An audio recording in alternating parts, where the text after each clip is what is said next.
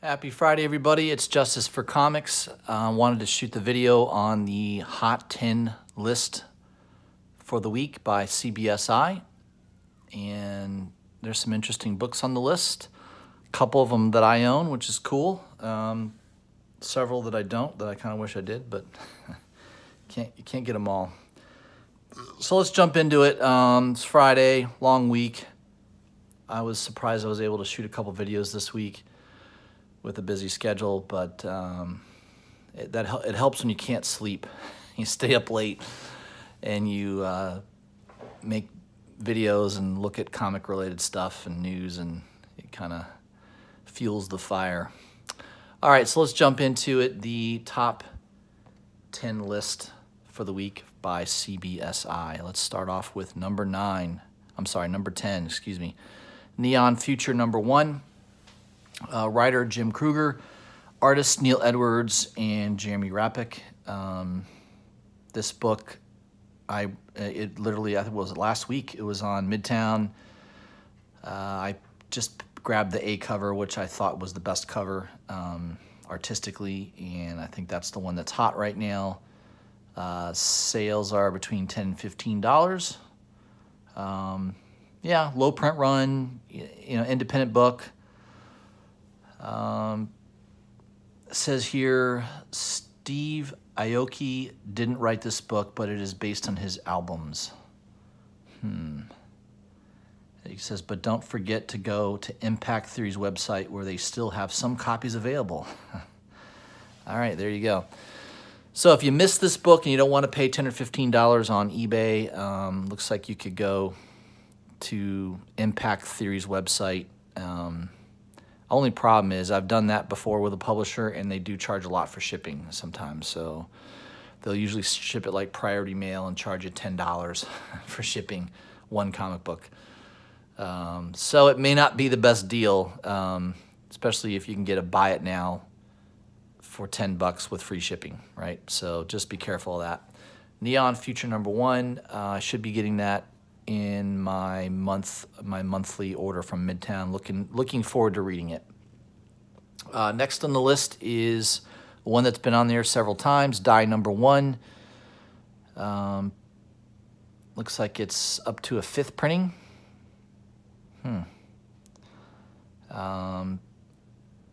I think I only have the 1st and 2nd printing. I don't think I have all these different printings, but I know they've been changing the covers slightly on every printing. I don't know if the color or sometimes the image, but it's definitely a good book. It says the sales on the A cover, first print, were $10 to $20, and since then they've jumped up to $25 to $30. So I'm glad I grabbed that A cover. Believe it or not, I got it on Midtown just maybe 4 weeks ago, maybe 4 weeks ago. So, and the book was already $10, $15 on eBay, and they still had it on Midtown. So sometimes it helps to, it's worth checking Midtown and a couple other online retailers. They'll sometimes still have it in stock. So something to keep in mind. Number 8, Age of Xmen, Extremist #2. This is the Ginny Frizen 1 in 25 variant. Yeah, it's a nice variant. It's a nice Frizen cover, but she's done a ton of DC Wonder Woman covers, in my opinion, that are just as good, if not better. It's a 1 in 25. There's probably not a lot of stores that bought, a lot of these issues. It's a #2. It's not a #1. A lot of these X-Men books are just not selling well. Be interesting to see the Comic-Con numbers when they come out for February and March to see what the sales were, but I don't think they've been very good. So this book has been spotted around $40, probably just because of how rare it is. For people that are completionists that have to have that issue, that's probably what's driving the price. I wouldn't chase it. Yeah, it's a nice cover, but it's an X-Men book. No one really cares about X-Men books. Maybe Hickman, I know Hickman's going to be doing a couple X-Men books, or at least one X-Men book. Maybe that'll breathe some life into the title, but right now it seems dead to me. So, but it is number 8 on the list. Number 7 on the list is Ultimate Comics Spider-Man number 26.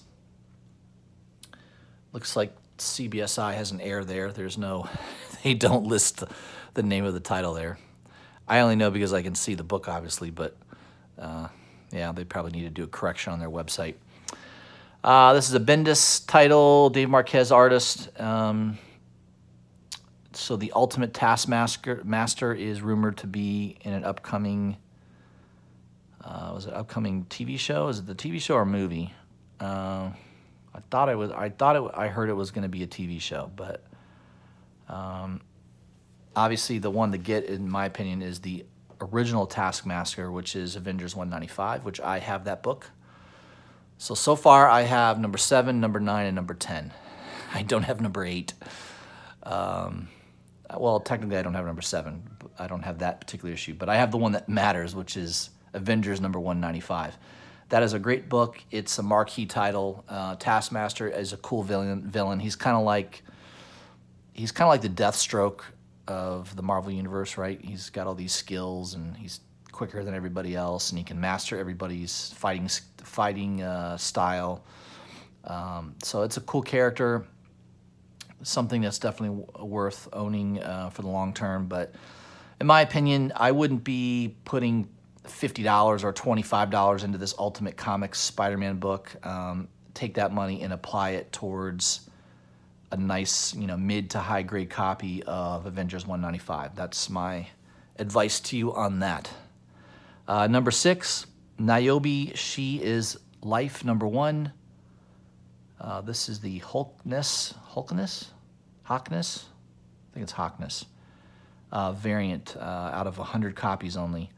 It's kind of a cool looking cover. I mean, I do like that cover. There's rumors of HBO. I guess that's been confirmed this week. So anything related to Niobe, Untamed, all that stuff is jumping like crazy.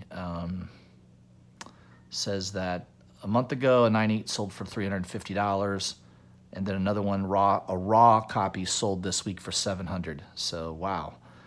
Congratulations to the guy that bought a 9/8 for $350. It's kind of like, what was that book? Last year, Carnage Mind Bomb got really hot, and I bought it like a week before it shot up in value, and I bought a 9/8 for about $100. And the raw copies now go for, typically over $100 in good condition. So yeah, I mean, who would have known? I mean, I guess if you are into that title, I didn't even know anything about it, so I don't own any of those books. I don't know much about it other than, I guess, HBO is driving the price right now, so it's probably something I'm going to avoid. Number 5, Dark Age number 1, Comics Pro Ashcan. I don't know much about this book either. The writer is Dan Hanfield, artist is Rod Thornton. It says here, not really a variant since this is the only comic out at this time. This hasn't even been officially released and has already been optioned. 3 weeks ago, it was a $10 book. Since the option news, it's pushing $80. Wow. I'm telling you, man, the comic book market right now seems very, very much in bubble territory. I would be very, very cautious. I just feel like a lot of these books are just moving on to the littlest of news. I don't know. I mean, $80 for that book? My God. It smells like a bubble to me. I don't know. Number 4, Marvel Rising number 1, the Peach Momoko, okay. 1 in 25 variant. It says here, not sure that there's anything special about this other than it is a number 1, and it's selling for $100 out of the gate, which is incredibly high to start out. So this is another SJW trash book. There's in my opinion, a very niche market of people that care about this stuff. Most of the people I interact with, most of the shops that I deal with, wouldn't even carry that title, let alone order 25 copies to get one of these. So hey, if the idiots want to sell it to each other for $100, let them go at it. Yeah, I guess that's one. That's probably a good strategy. Just buy the SJW high ratio variants on Midtown when they come out, and immediately put them on eBay and sell them to some fool for 3 to 4 times the price. I think that's a good strategy, at least in the short term. I think eventually that strategy is going to fail miserably, because at some point no one's going to care about that book. But yeah, in the short term, that could be a good speculation strategy. Just buy these SJW crap books that have high ratios and resell them on eBay. Especially since you don't want to, if you don't care about keeping it in your collection, it's a good one to unload. Number 3 is Bitterroot number 1. This is one I passed on. I looked at it and I don't know, it seemed a little, it was kind of like Bone Parish. I don't know. It kind of had a similar story. What's it based in New Orleans, and there's some supernatural stuff. I don't know. It seemed kind of like I'd seen it before. So regular cover, A cover's hitting $15. All right. So congrats to anybody who ordered this, especially some of these exclusive covers. There was a bunch of variants, if I remember right. Some of those are going for upwards of $50. Number 2 on the list, Immortal Hulk number 2, the Geraldo Zaffino variant. This is a 1 in 25 variant. This is a book that I am proud to say is in my collection. I picked this up. I was on Immortal Hulk very early. I bought, since issue 1, I bought multiple copies of each issue, because I kind of knew it was going to be, I knew it was going to be good. I mean, the writing on it was excellent. I liked Alex Ross covers, so I had a feeling it was going to be a big book or a really good title, and that's exactly what happened. And I picked this up for $20 on eBay back when it first came out. So I got it like a little bit below ratio, right at ratio, basically. Maybe with shipping, it was right at ratio. And now it's, what's it saying? It's selling around $800 in 9/8 condition. 3 weeks ago was at $500. So I don't know if my copies, if you look back on a couple of videos ago, I showed everybody a picture of, or I showed a video of that book. And I think mine's in high grade. I think it's either a 9/8 or a 9/6. I mean, it's definitely, I don't even think I read it. I just bought it, put it in a MyLite, and that was the end of it. So it's not been touched, not been read. I've kept it in very, very good condition. So I either have a 9/8 or a 9/6. It's hard to know exactly if, to be detailed what condition the book's in, but definitely glad to have that in my collection. I'm a big Zaffino fan. He's probably my favorite cover artist, is Zaffino. I don't like every single cover he does, but once in a while, man, like this one is just fantastic. He definitely hit it out of the ballpark with this cover. Number 1 on the list is Detective Comics 1000, the Alex Ross homage variant. So this is an homage to Detective Comics 27. This is a sore spot for me. I got the solicitation by email from Alex Ross's website saying, here, enter your email. We'll notify you when the book's available. I did that. I got an email saying the book was available. I went to his website. I clicked on to add it to my cart. I went to check out, and I guess the mistake I made was I went to pay for it with PayPal, and of course PayPal takes you to their site to confirm. And in the middle of doing that, it supposedly sold out. So I don't know how many were available for sale off of Alex Ross' website, but it was extremely low. I was really pissed about this because you sent me this email, you had me give you my email address for you to notify me, and then it's not like I was an hour or 2 hours late to when they were releasing this for sale. I was within a minute or two, or less. I mean, probably within 30 seconds, and I still wasn't able to buy the book. So, now it's the set is going for $200. Drives me crazy. Yeah, this is a sore spot for me. I'm a little pissed about it because I definitely wanted to buy this, and I was okay with paying like $30. I think with shipping it would have been 40, 35 or 40, and now it's going for a lot more than that. So yeah, I'm a little pissed at Alex Ross and his stupid ass website. So, and I'm not the only one, because several subscribers messaged me saying the same thing, that they went on there and tried to buy one and they couldn't as well. It was sold out. What really pisses me off is it wasn't sold out when I was on the site. It was in my checkout. That's the other thing too. If you're going to run a website, as soon as somebody logs in and puts it in their cart or for checkout, it should not be able to be it should be able to be bought.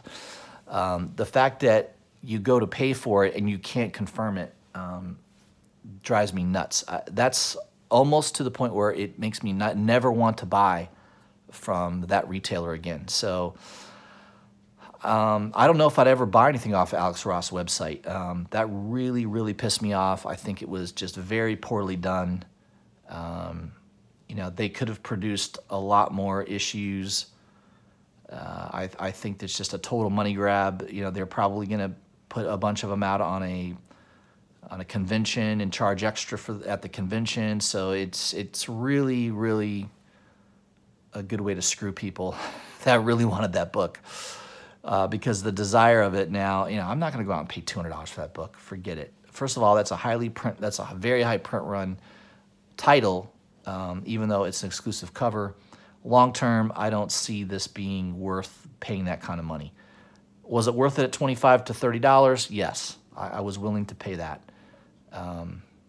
But $200 now? No way. I think that's grossly overvalued. So that's my rant. Sorry, guys. I wanted to rant a little bit about that. That was something that kind of pissed me off. Honorable mentions, I don't know. I usually don't go over these, but I guess there's a dark red #1, the C2E2 trade dress variant. Yeah, whatever. It doesn't look that special. And then there's some old book here, Silver Streak Comics #5. Who really gives a crap about that? So I don't know why I even mentioned them. It wasn't honorable, nor was it worth mentioning. All right, that's what I had for Friday, your Hot 10 comic list for Friday, for the week. If you haven't already, please subscribe to my channel, hit the bell for notifications, and leave me a comment. Let me know what you think. And maybe you agree with me, maybe you don't. But yeah, I'd love to hear what you guys think. All right, thanks.